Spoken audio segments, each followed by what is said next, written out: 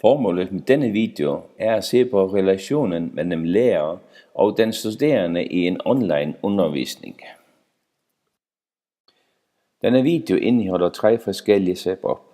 Det ene setup det er på lærerscenariet. Færgerne, hvor vi har 3 forskellige lokationer, Tórshavn, Klaksvík og Runavík, som har kørt det her i 3 år. Jeg har lavet et fokusgruppeinterview både med 3 lærere og 3 studerende. Det næste setup det er på Doc 1, hvor vi var i Aarhus, Karlslunde og på Færgerne. Det var et 1-dages projekt. Og det sidste det er det, som vi kender fra vores egen undervisning i Aarhus, hvor vi sidder i Danmark, Spanien og på Færgerne, og som vi har kørt siden september 2015, hvor vi både er online for det meste, men nogle gange også fysisk til stede. I mange år har du kørt på den traditionelle måde, hvor du har en lærer, og du har nogle studerende, hvor alle sidder i samme lokale. Lærerscenariet har i mange år haft et ønske om at udvide, sådan at elever også kan sidde ud på forskellige andre lokationer. Resultatet er nu, at man har lejet 2 lokationer, en i Klaksvík og en i Runavík, hvor de studerende nu har mulighed at sidde og følge det, der foregår i Tórshavn. Dette kræver noget udstyr. I Tórshavn har man sat et kamera op, som viser mentor hele tiden, og et andet kamera, som viser op på skærmen. Dertil er der så tilføjet 2 mindre skærme ind til det, der foregår i Runavík, og ind til det, der foregår i Klaksvík.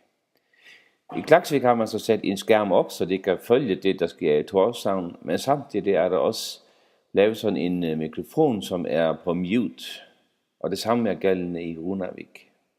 Og til sidst har det så også sat et kamera, sådan at ham, der er underviser i Tórshavn, kan også følge det, der sker i Klaksvík og i Runavík. Vi lavede et eksperiment på Doc 1, hvor vi havde bare 3 forskellige lokationer på Færgerne i Aarhus og Karlslunde. Mentor, som var på Færgerne, var alene med en skærm og et optager. I Aarhus var der flere forskellige optagere. Der var 2 lærere, og så var der nogle studerende. Dertil var der en stor skærm, som viste op til Færgerne. Og til sidst var der i Karlslunde et lille skærmbillede og nogle elever, hvor der kun var dårlig forbindelse. På IT Didaktisk Design i Aarhus begynder vores semester med at være samlet i 3 dage. Efterfølgende foregår det hele online.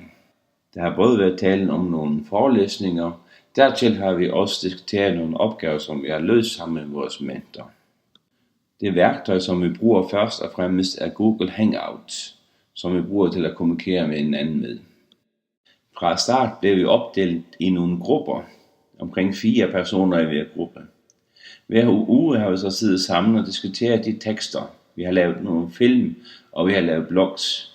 Efterfølgende har vi så diskuteret og kommenteret hinanden blogs og film. Det er tydeligt, at opgaverne er didaktisk gennemtænkt, således at det kan laves online, uanset hvor vi sidder.